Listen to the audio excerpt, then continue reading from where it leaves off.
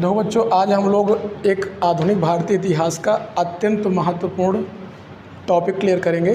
Topic का नाम है मैसूर पर अंग्रेज़ों की विजय। अब सबसे पहले हम लोग को ये जानना पड़ेगा कि मैसूर एक्चुअल में था क्या, है ना, इसकी पृष्ठभूमि क्या है। तो दरअसल जो वर्तमान में आप भारत में एक राज्य देखते हैं कर्नाटक, इस कर्नाटक के जो इर्द गिर्द का क्षेत्र था, चारों ओर फैला हुआ क्षेत्र था, इसे ही आधुनिक काल में मैसूर कहा गया। दरअसल मैसूर का पृष्ठभूमि क्या है, अगर इसके बैकग्राउंड पर हम जाएं तो आप लोगों को थोड़ा सा बता दें कि बेटा 1565 की बात है, यानी 1565 ईस्वी में मध्यकालीन भारतीय इतिहास में एक ऐतिहासिक युद्ध हुआ था, जिस युद्ध का नाम था तालीकोटा का युद्ध।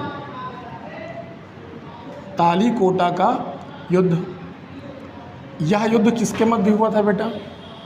तो मेरा बच्चा बताएगा सर ये युद्ध बहमनी साम्राज्य और विजयनगर साम्राज्य के मध्य लड़ा गया था।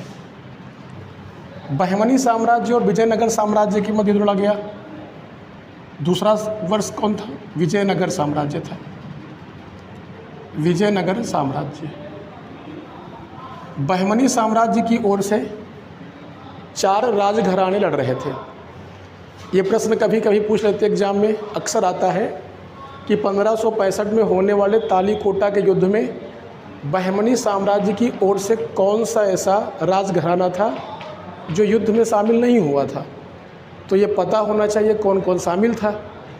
तो इस युद्ध में जो शामिल थे उसमें एक था बीदर, दूसरा था बेटा बीजापुर, तीसरा का नाम था गोलकुंडा और चौथा था प्यारे बच्चों अहमदनगर। क्या नाम था? अहमदनगर। प्रश्न क्या पूछा जाएगा? कौन शामिल नहीं हुआ था? तो आपको बताना है कि इसमें शामिल कौन नहीं हुआ था। तो बरार इससे बाहर था, अर्थात इसमें शामिल नहीं हुआ था। किसमें? तालीकोटा के युद्ध में बहमनी साम्राज्य की ओर से। तालीकोटे के युद्ध में विजय किसकी प्राप्त होती है बेटा? तो विजय हुआ बहमनी साम्राज्य, अर्थात विजयनगर साम्राज्य की क्या होती है बेटा? पराजय हो जाती है। तो जब विजयनगर साम्राज्य की पराजय हो जाती तो विजयनगर साम्राज्य का पतन प्रारंभ हो जाता है। विजयनगर साम्राज्य के पतन के उपरांत एक नए रियासत का उदय होता है, जिसको हम लोग बोलते हैं बेटा मैसूर। तो अब इतिहास यहीं से शुरू होता है मैसूर की कहानी का। दरअसल मैसूर पर एक मध्यकाल में एक राजवंश आसीन होता है विजयनगर साम्राज्य के पतन के पश्चात। उस वंश का नाम था बेटा वोडियार वंश। क्या नाम था बच्चा? वोडियार वंश नाम था। यहाँ पर चूँकि हम लोग चर्चा कर रहे हैं मैसूर पर अंग्रेज़ों की विजय, तो हमें वोडियार वंश के उस शासक के बारे में मतलब रखना होगा जो अंग्रेज़ों के आगमन के समय था। तो जब भारत में अंग्रेज़ आए तो उस समय वोडियार वंश का जो राजा था उसका नाम था कृष्णराज चिक्का द्वितीय। एक बार आप लोग नाम दोहराएं, कृष्णराज चिक्का द्वितीय। कृष्ण राज चिक्का द्वितीय नाम था उसका। कृष्णराज चिक्का द्वितीय के प्रशासन में 2 सगे भाई रहते थे, जिनमें से एक का नाम था बेटा नंजराज। एक का नाम क्या था? नंजराज नाम था, और दूसरे का नाम क्या था? देवराज। ये नंजराज और देवराज नाम के 2 सगे भाई थे, और ये दोनों सगे भाई कृष्णराज चिक्का द्वितीय के शासनकाल में मैसूर के प्रशासन को बखूबी संचालित कर रहे थे। जिसमें नंजराज जो था बेटा, ये वित्त प्रबंधक के पद पर आसीन था। किस पर आसीन था? वित्त प्रबंधक के पद पर आसीन था।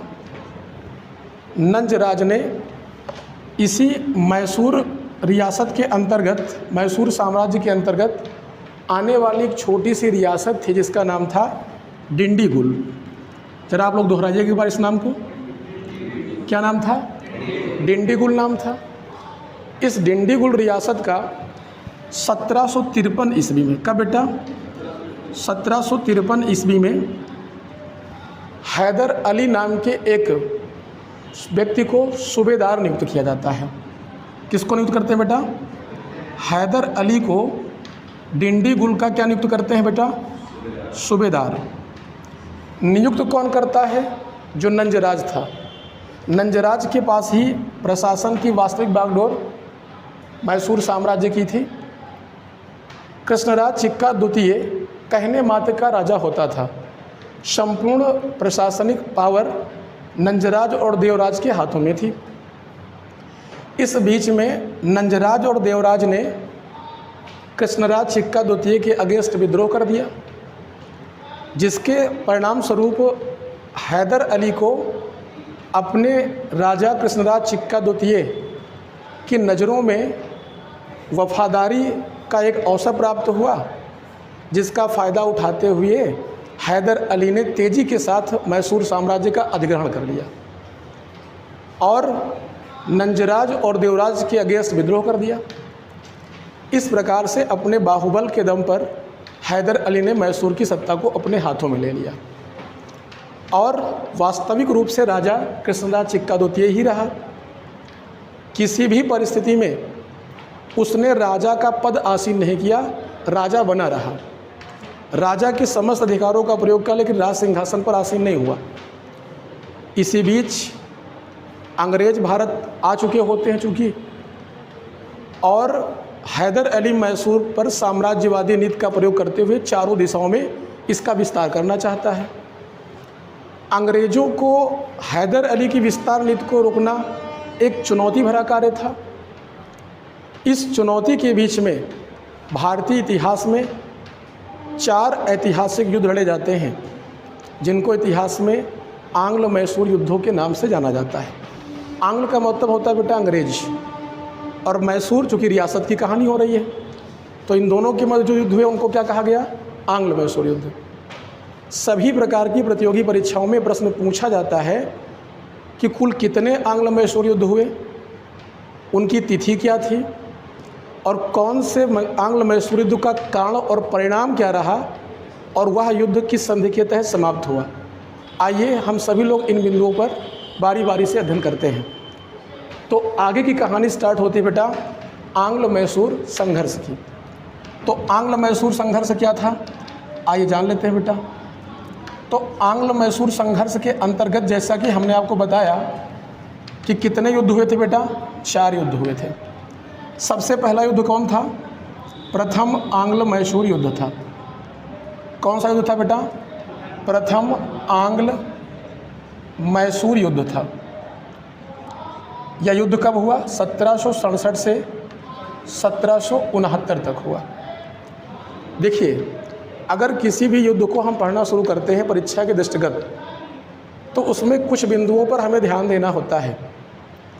सबसे पहला बिंदु बेटा कि कोई युद्ध लड़ा गया तो कब लड़ा गया, उसकी तिथि 1767 से 69। दूसरा बेटा कि युद्ध किन पक्षों में लड़ा गया, मतलब पक्ष कौन कौन थे इस युद्ध में। तो एक तरफ तो मैसूर की ओर से हैदर अली लड़ रहा था और दूसरी ओर दूसरे पक्ष में अंग्रेज थे। तीसरा दिमाग पे बिंदु ये उठना चाहिए कि सर ये युद्ध लड़ा क्यों गया था। तो युद्ध का कारण था बेटा अंग्रेज़ों की आक्रामक नीति। अंग्रेज लगातार अपने साम्राज्य का विस्तार करना चाहते थे। कहीं न कहीं हैदर अली के भी दिमाग में था कि मैसूर का विस्तार होना चाहिए। अर्थात प्रथम आंग्ल मैसूर युद्ध का तात्कालीन कारण तो जो रहा वो अंग्रेज़ों की आक्रामक नीति रही, और आक्रामक नीति के कारण प्रथम आंग्ल मैसूर युद्ध 2 वर्षों तक लड़ा गया। अब चौथा बिंदु महत्वपूर्ण यह बनता है कि सर इस युद्ध का परिणाम क्या रहा। जब युद्ध लड़ा गया तो इस युद्ध में हैदर अली ने वीरतापूर्वक युद्ध करते हुए अंग्रेज़ों के अधिकार क्षेत्र में आने वाले 2 रियासतें, एक मंगलौर और एक मुंबई, एक कौन था बेटा?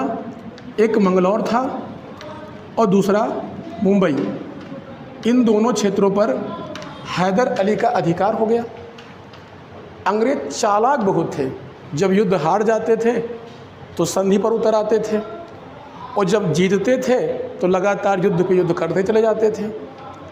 दरअसल प्रथम आंग्ल मैसूर युद्ध हैदर अली के पक्ष में गया, जिससे अंग्रेज़ों ने एक संधि की हैदर अली के साथ, और उसको भारतीय इतिहास में बेटा मद्रास की संधि के नाम से जाना जाता है। कौन सी संधि बच्चा? मद्रास की संधि। अगर पूछा जाए कि मद्रास की संधि कब हुई थी, तो आपको बताना है सर 1769 में हुई थी। 1769 में जो मद्रास की संधि हुई, इस संधि के तहत हैदर अली ने अंग्रेज़ों के विजित क्षेत्रों को वापस कर दिया और प्रथम आंग्ल मैसूर युद्ध यहीं पर समाप्त हो गया। आगे कुछ समय के पश्चात दूसरा आंग्ल मैसूर युद्ध शुरू हो जाता है। अगर द्वितीय आंग्ल मैसूर युद्ध की बात करें तो द्वितीय आंग्ल मैसूर युद्ध प्रारंभ होता है आपका 1780 से लेकर के 1784 तक। 1780 से लेकर के 1784 तक। अब इस युद्ध का कारण क्या था? अब चूँकि आपको पता है कि नाम से ही पता चल रहा है कि आंग्ल और मैसूर था, तो यानी अंग्रेज़ों और मैसूर के मध्य लड़ा गया होगा। लेकिन अगर ये इस युद्ध का कारण पूछा जाए कि सर क्यों लड़ा गया, तो इस युद्ध का कारण था कि प्रथम आंग्ल मैसूर युद्ध के बाद होने वाली मद्रास की संधि का अंग्रेज़ों द्वारा उल्लंघन किया जाना, जिसके परिणाम स्वरूप द्वितीय आंग्ल मैसूर युद्ध लड़ा गया। यह युद्ध 2 चरणों में हुआ था। इस युद्ध का पहला चरण 1780 से लेकर के 82 तक हुआ और दूसरा चरण इसका 82 से लेकर के 84 तक हुआ।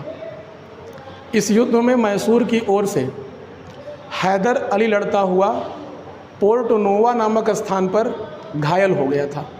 स्थान का नाम क्या था बेटा? पोर्ट नोवा। यह स्थान पूछा जाता है परीक्षा में, इसलिए दिमाग में इस शब्द को भी आपको रखना है। प्रश्न 2 प्रकार से पूछा जा सकता है कि किस आंग्ल मैसूर युद्ध के दौरान हैदर अली की मृत्यु हुई थी। यह प्रश्न पूछ सकते हैं कि द्वितीय आंग्ल मैसूर युद्ध के दौरान हैदर अली की मृत्यु किस स्थान पर हुई थी।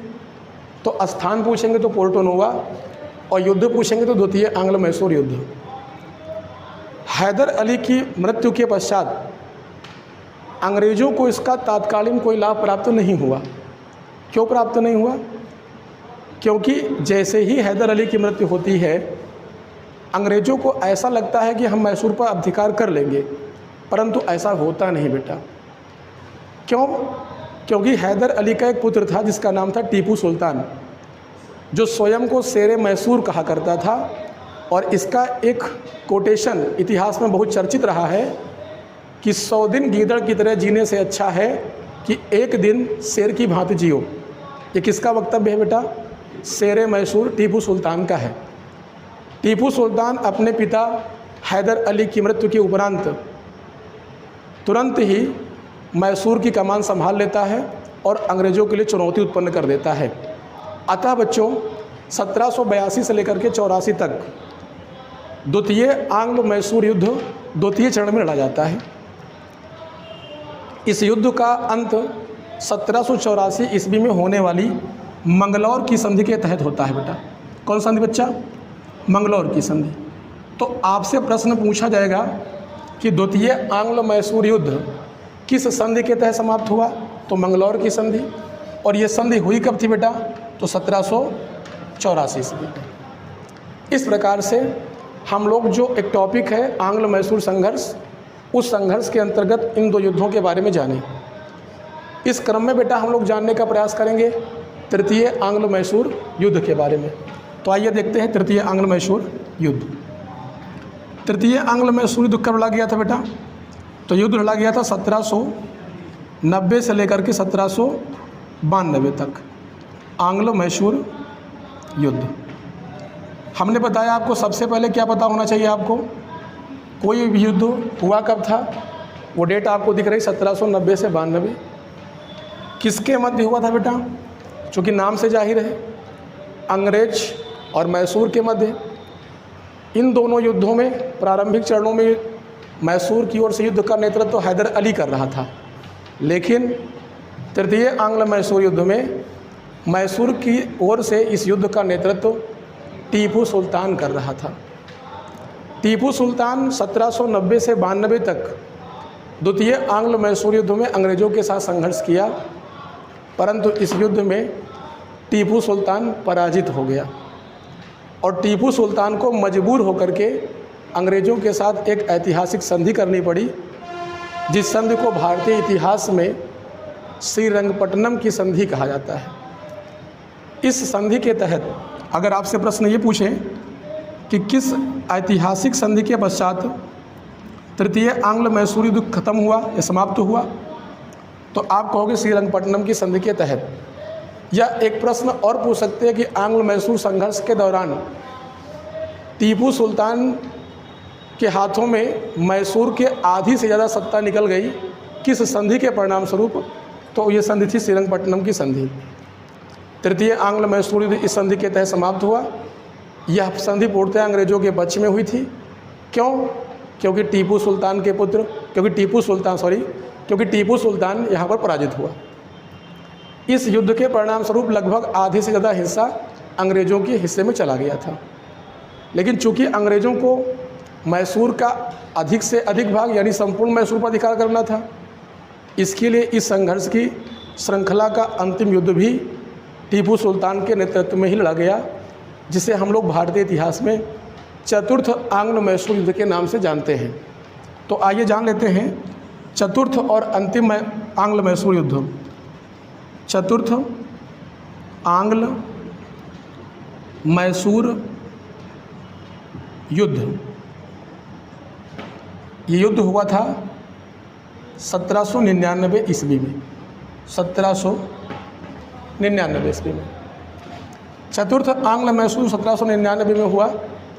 इसमें टीपू सुल्तान ने अंग्रेज़ों के साथ संघर्ष करते हुए वीर गति को प्राप्त हुआ और इस प्रकार से जो हम लोगों ने आज टॉपिक स्टार्ट किया था मैसूर पर अंग्रेज़ों की विजय, उस विजय के बारे में क्रमशः उसकी पृष्ठभूमि से लेकर के और उसके मध्य होने वाले संघर्ष तक की पूरी कहानी बारी बारी से 4 आंग्ल मैसूर युद्धों के माध्यम से पढ़ने का प्रयास किया। आशा है कि आप सभी विद्यार्थियों को यह मैसूर पर अंग्रेज़ों की विजय वाला टॉपिक अच्छे से क्लियर हुआ होगा और आप लोग इसका फ़ायदा आगामी सही प्रतियोगी परीक्षाओं में उठाने का प्रयास करेंगे। धन्यवाद।